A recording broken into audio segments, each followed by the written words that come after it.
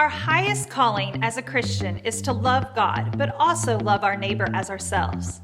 Today, Pastor Lemming challenges us to love where you live.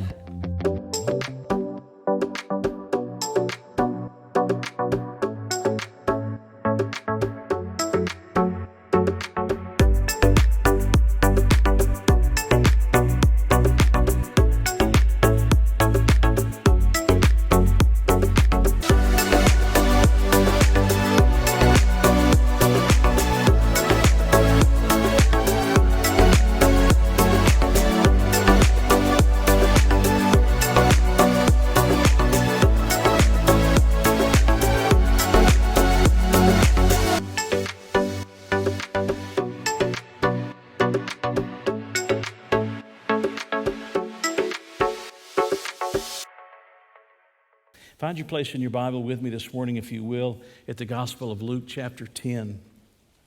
The Gospel of Luke, chapter 10. We're talking today about loving where you live. Loving where you live. Now, when I say that, I'm not talking about I live in the state of West Virginia, or I live in the state of Ohio, or I live in the state of Kentucky, and I just love where I live. I hope that's true, and that may be true for you, but that's not what we're talking about. I'm not talking about I love my neighborhood and the closeness of everybody in my neighborhood, or I love living in my rural setting where I'm out away from everybody. I hope you love your neighborhood. I hope you love that rural setting wherever you want to be able to live. I hope you love where you live, that you love that locality. But when we talk today about loving where we live, we're talking about loving the people that God has placed around us right where we live. In other words, our mission field is right there before us. Our mission field is right there around us. Our mission field are those people that are in the network of people that are a part of our lives already. And to talk about that, I want us to look today at what is one of the most familiar stories in the New Testament, the story of the Good Samaritan. It's a little difficult when you're going through a story that is so familiar to bring out something different or something new, but it's always important to make sure that we remember the teaching and the truth of this story. And I want to do that by giving you 6 statements. I don't think we'll get all 6 of those today, but I want to give you 6 statements that I hope that you'll pay attention to and that you'll let guide you in the coming weeks and months as we seek to love where we live. The people that are around us in our own community, right where we are, to love where we live. We begin today by being introduced to a lawyer. When you think of a lawyer, we're not thinking about somebody who prosecutes or somebody who defends or somebody who sits on a bench as a judge. We're thinking about somebody who is a student of the Old Testament law. Actually, it goes beyond that. We're thinking of somebody who was a scholar in the Old Testament law. More than 600 commandments in the Old Testament. And they have studied them and they know them and they understand them and they're teaching them to the people. And this lawyer is going to come to Jesus and is going to ask Jesus a question. Whether he's asking in a nefarious way or not will be discovered as we go through here, but he's going to ask a question. And we begin in verse 25. And behold, a certain lawyer stood up and tested him, saying, "Teacher, what shall I do to inherit eternal life?" And before we go further, let me just tell you what we're going to discover as we go through these following verses. You're going to find a lawyer's question, then you're going to get Jesus' counter question, then you're going to find the lawyer giving an answer, and then you're going to have Jesus giving a command. And you see that pattern on 2 separate occasions in the verses from verse 25 down through verse 37. The lawyer asks a question, Jesus asks a counter question, the lawyer answers that question, and then Jesus gives a command. And so this student of the law, this scholar of the law, wants to know from this one that he calls a rabbi. By calling him a teacher, he's referring to him as a rabbi, somebody who is teaching and discipling others. He says, I want to know what you have to do to inherit eternal life. Well, you don't ever put Jesus to the test. Jesus always puts us to the test. And so Jesus gives a counter question in verse 26. He said to him, that is, Jesus said to him, what is written in the law? What is your reading of it? In other words, you're a student of the law. You're a student of the Old Testament. And let me hear what your answer to your question would be. And Jesus turns it right back on him and causes him to have to go into what he has studied and what he thinks is the right answer to that question.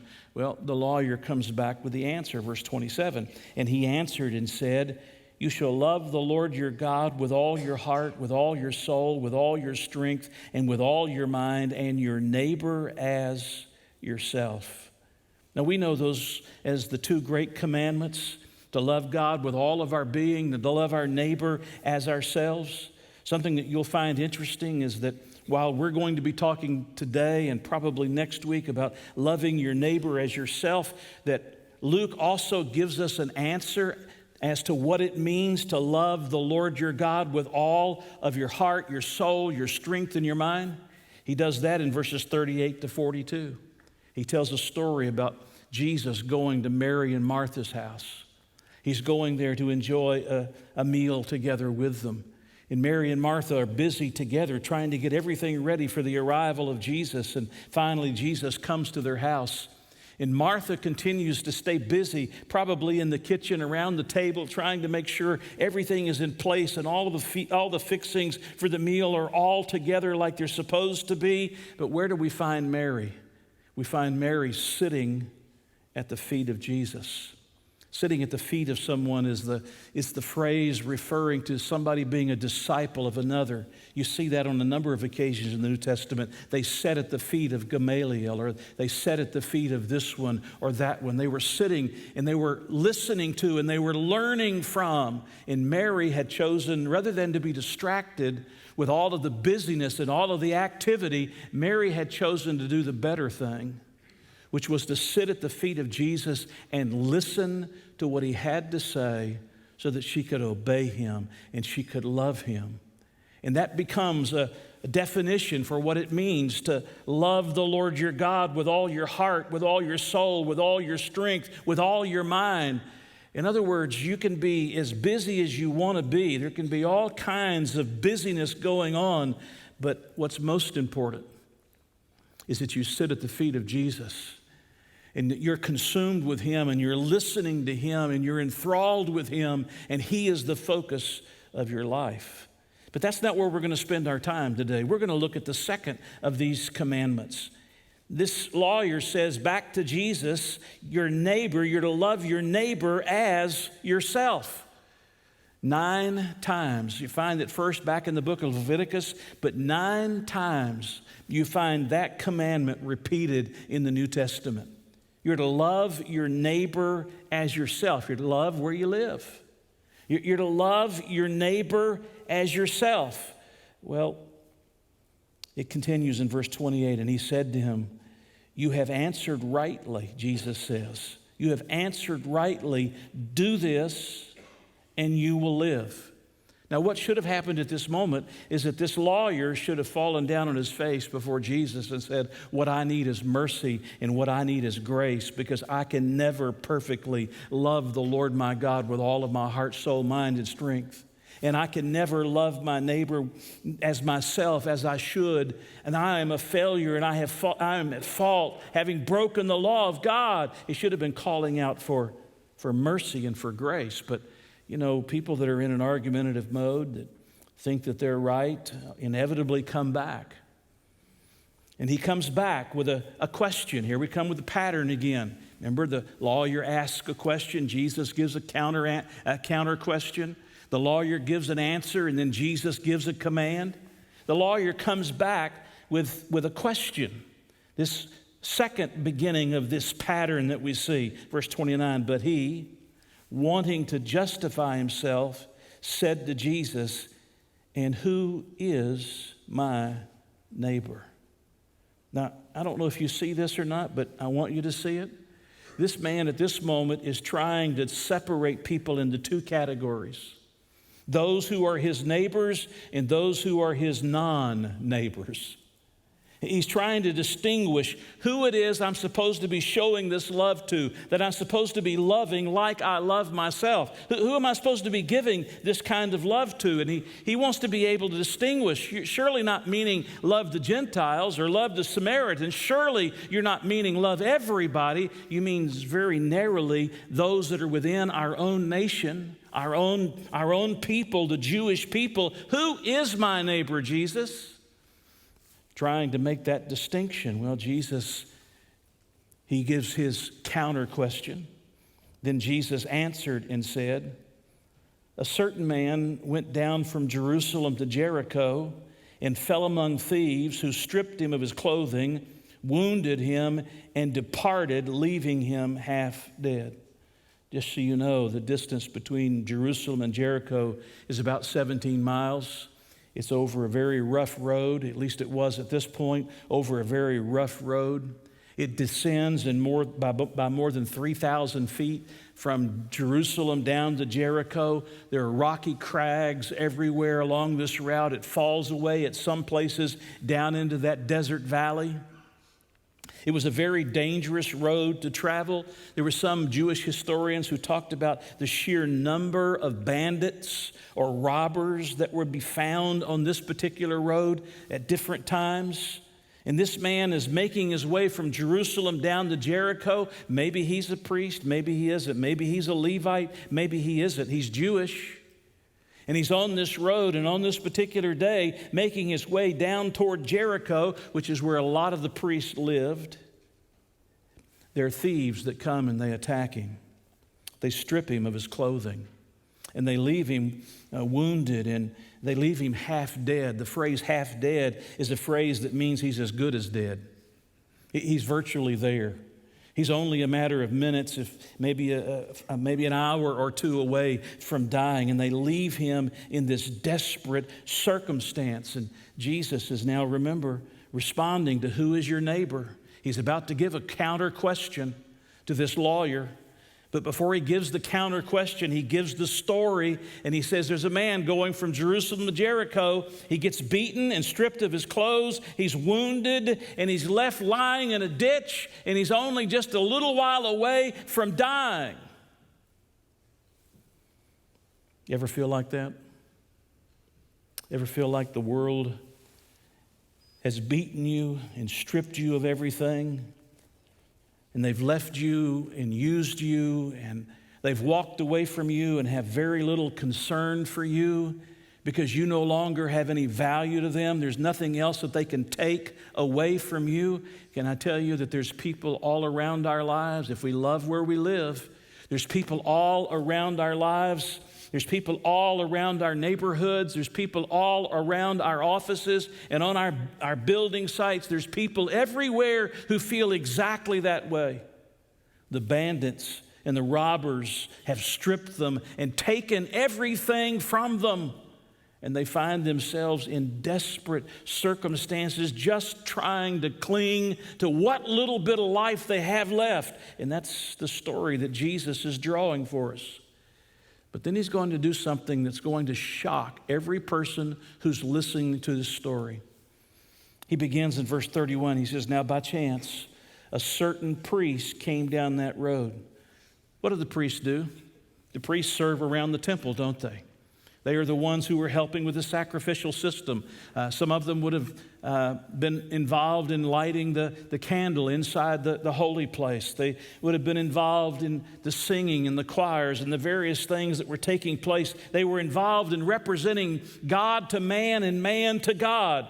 And the priest comes down that road, and when he saw him, he passed by on the other side. And we might liken that priest to the pastors, maybe to the deacons of the church, maybe to the elders, or if you want to give us one of those high titles, the bishops. And you might like it to those that are in the professional ministry, if you will. That's their vocational ministry. And here is that man in a vocational ministry. And what does he do? He simply ignores this man. He passes on the other side of the street. Do you see that? He goes to the clear other side of the street and he walks past the man and gives him no assistance. Doesn't even stop to hardly even look at him. He obviously sees that he's there, but he doesn't give him hardly any attention at all other than to see him and to move away from him. You wouldn't think that a priest would act that way, would you? You wouldn't think that a pastor or a deacon would act that way, would you? It gets worse. Verse 32, likewise. In other words, in the same fashion, a Levite. Who are the Levites? They are the ones who assist the priests. The priests came through the family line of Aaron. The Levites obviously come from the son Levi. They are the assistants to the priests. They had their various responsibilities around the temple and their various responsibilities in the worship of God. And a Levite comes by. This would be like the people in our church that are sitting here today or those that are watching us today. These are church people. These are the people who serve. These are the people who work and give of their time and give of their lives. Likewise, a Levite, when he arrived at the place, came and looked and passed by on the other side. Interesting, isn't it? And unlike the priest who just simply went to the other side, at least the Levite comes over and looks at the man and then passes by on the other side of the road and leaves him laying in the ditch half dead. Just momentarily, this man will pass into eternity. Just momentarily, this man's life is going to ebb away. Which brings me to the first of the 6 statements I want you to write down. And it's this. We have to open our eyes and see. We have to open our eyes and see. You might say, Pastor, but both of those men saw him. The priest saw him and went to the other side of the road. The Levite goes over toward him and looks at him and then goes to the other side of the road. They both saw him. Yeah, they both saw him, but they didn't really see him. The priest and the Levite saw a bloody body, but they didn't see a person of value and worth. They saw a sad situation, but they didn't see an individual who desperately needed someone to help. You have to ask the question, why in the world would the priest and the Levite respond in this fashion? Was it because they were in a hurry to get home? Was it because they were afraid of being ambushed? I mean, the danger that existed for the man who's beaten exists for them as well. Was it because they didn't want to get blamed for beating the man up? You know, somebody bending over him and say, you did it. And they didn't want to be blamed for it? Or was it because they were concerned about ritual impurity? If I touch that man and he dies, then I'm going to have to go through this ritualistic process to even get qualified again, to go back and render my service at the temple. Or was it because they thought that he was already dead, maybe? We're not told why it is that they simply see this man go to the other side of the road and they walk on past him and they leave him laying in the ditch. What I have to say to you today is that we have to open our eyes and we have to see. We have to see like Jesus sees. We have to recognize that every person is a person of value and every person is a person of worth. We've become so jaded in our society. I sometimes find myself so jaded in the society in which we live, where we see so many troubled people and so many broken people that we just get to the place that it's as if we don't even really see them, though we see them. We don't really see the worth of those individuals. We don't really see the image of God in those people. We don't really see the souls that each of them have. We don't see them the way God sees them. We see them, but we don't really see them. And the story of the Good Samaritan is a reminder that if you're going to love where you live, you've got to open your eyes and you've got to see. You say, it's difficult. I know it's difficult. It's hard at times. It's painful at times. It's hurtful at times to see what's going on around us. But if we don't see what's going on around us, we'll never be able to love where we live. We'll never be able to love our neighbor as ourselves. We see the neighbor and we see the trouble they're in and we see the difficulty they're having and we see, but we don't want to be involved with it. And so we don't really see it. We just sort of look past it and move on by them and hope that somebody else will see them in a more effective way to help them. You've seen a number of stories like this over the years. If I give you this one, you're going to be reminded of some others that we've heard about from the news. But this is one that especially struck me when I had heard about the story. It happened a number of years ago to a young woman who was in her late 20s. And as she was going home, on her way home, a man attacked her, began to assault her, and began to stab her. Again and again, assaulting her and stabbing her and assaulting her and stabbing her. It took over a half an hour to murder her. It took over a half an hour to murder her.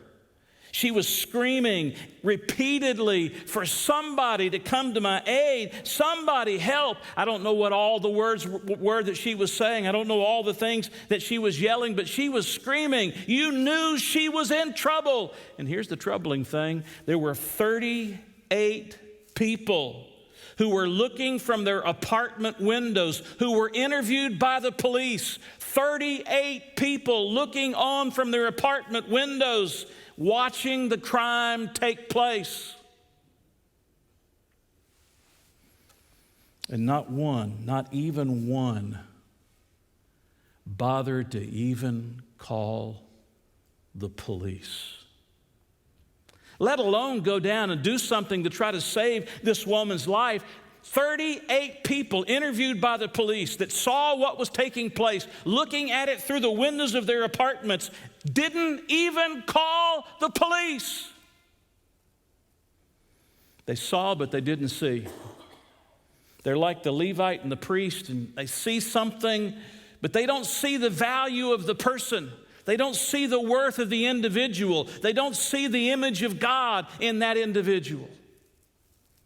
And when they were interviewed as to why they hadn't done anything, the most common response they heard back was, we just didn't want to get involved.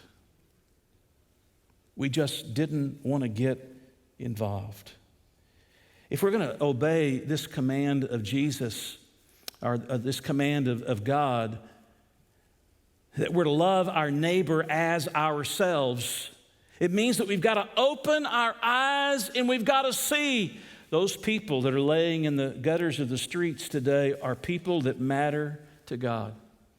Those people who have a needle in their arms and are overdosed and they desperately need a Narcan treatment to revive them are people who bear the image of God. Those people who are going through the difficulties of life and they barely have their heads above the poverty line are people that matter to God. And we as the church have got to open our eyes and we've got to see. We've got to quit burying our heads in the sand. We've got to quit acting as if we didn't notice. We've got to quit saying, I just don't want to get involved. That's really not my place to get involved. We have to open our eyes and see. But do you know what really makes the difference in this story? And do you know what's about to happen that Jesus is about to say that is scandalous? Jesus is about to make a hero out of someone in this story that is absolutely scandalous to the Jewish people. And as you already know, it's a Samaritan. I don't have time to take you back to give you the history of the Samaritans, but just for the shortened version, it's Jews who intermarried with Gentiles so that you have a mixed race of people.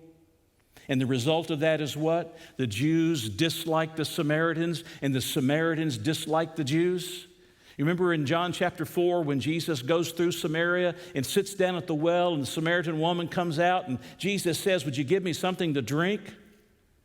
And the woman says, what are you doing, a Jew, asking me, a Samaritan, for a drink of water? Because the Jews have no dealings with the Samaritans. That was the temperament, that was the spirit, that was the attitude. And yet, what is Jesus about to do? Jesus is about to go past somebody who is a priest and somebody who is a Levite, who has no question as to their nationality. And he's about to use a character that is scandalous when the Jews thought of it. Notice he goes on, verse 33. But a certain Samaritan, as he journeyed, came where he was, and when he saw him, here's what makes the difference. He had compassion. Will you circle the word compassion? He had compassion. What was it that the priest lacked? Compassion. What was it the Levite lacked? Compassion. What was it this lawyer asking these questions lacks? Compassion. He lacked compassion. But there was a Samaritan, and this Samaritan comes down this road. He sees this man, and what is scandalous in the story is that the one who has compassion is the one that the Jews, for the most part, despised. That brings me to my second statement this morning. Not only do we have to open our eyes and see, we have to open our hearts and feel. We not only have to open our eyes and see, we have to open our hearts and feel. What does it mean to have compassion? It means to be moved emotionally. It means to be moved deeply within yourself. It means to have pity. It means to feel the hurt in your own heart that somebody else is feeling. Now, I understand that's difficult. Again, we have compassion fatigue. A lot of us have compassion fatigue. That there isn't a week that goes by. Most of the time, it's not a day that goes by. That there isn't somebody who calls me or contacts me or comes to see me whose life isn't falling apart in some fashion. They're not broken in some fashion. And some nights you go to bed and you think, do I have any more compassion to give? And sometimes you feel the same way. Do I have any more compassion to give? But I want to remind you that Jesus looked on people with what? He looked on people with compassion. Thanks for joining us today, and we hope you'll return next week to hear the second part of this message. If you would like more information about today's message or Lewis Memorial Baptist Church, please feel free to contact us. We would love to hear how this ministry is helping you in your daily walk.